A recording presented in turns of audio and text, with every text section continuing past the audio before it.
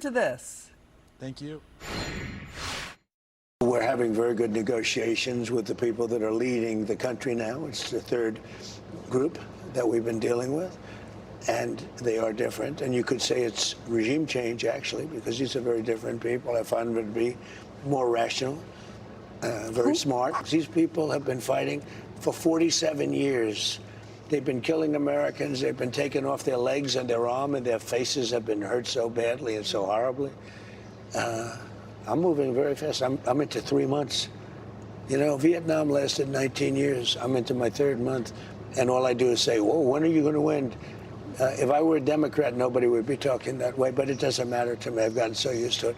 Look, we have totally destroyed their military. They have some missiles left. They have some drones left. They try to blockade, and now we blockaded them. And as you know, they're losing $400 to $500 million a day. It's not sustainable for them. They have an economy that's shot in addition to everything else. Their leaders are gone. Their generals are gone. Their first tier and second tier are gone. Much of their third tier is gone. Obama flew a Boeing 757, a plane I know very well.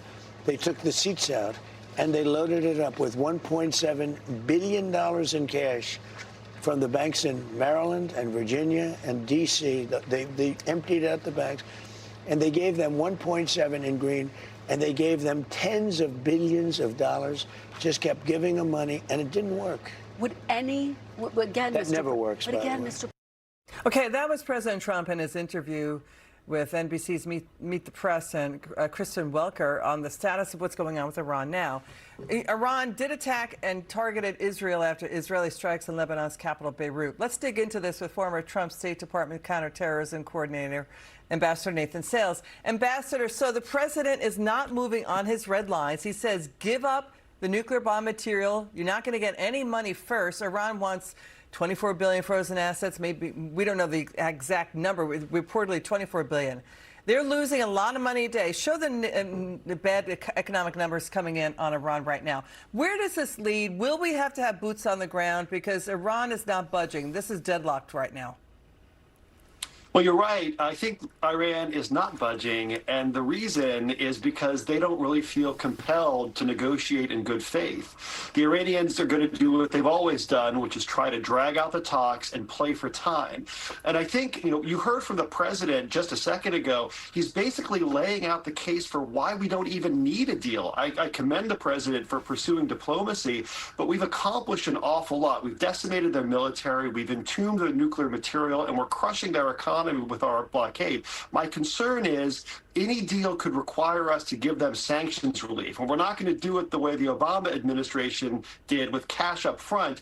But think about what Iran would do with that money down the road. They'd use it to rebuild their ballistic missile program and use it to support terror proxies around the world who threaten Americans. So we may not get a deal with these guys, but that may not be the end of the world because we've accomplished so much so far. Yeah, I mean, there is hyperinflation. We're seeing doubling, tripling, within months. Cooking oil up nearly, it's like quadrupling. We're looking at red meat is up nearly 200%, food inflation 150%, car inflation 105%. Utilities are doubling in price. Vice President J.D. Vance sat down with an interview with Fox News' Jesse Waters. It's going to air tonight. Watch this. I don't assume that anybody's acting in good faith. Obviously, we've been very involved in these negotiations, Jesse.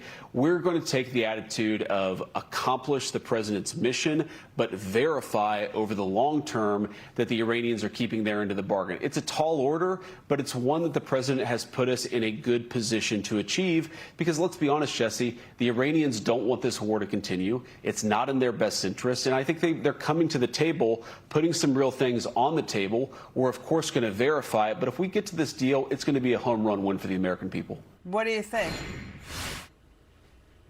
Yeah, I hope that's right. I mean, I hope the terms of a future deal are ones that advance American national security objectives and avoid enriching the Iranian regime. But the key from the vice president is verify. We heard from Ronald Reagan, trust but verify the communists. We can't afford to trust these guys. We have to skip ahead straight to verify because Iran has a long history of not living up to its obligations and using diplomacy as a smokescreen. Thank you so much, Nathan Sales. Good to see you. Now listen to this. Thanks, Liz.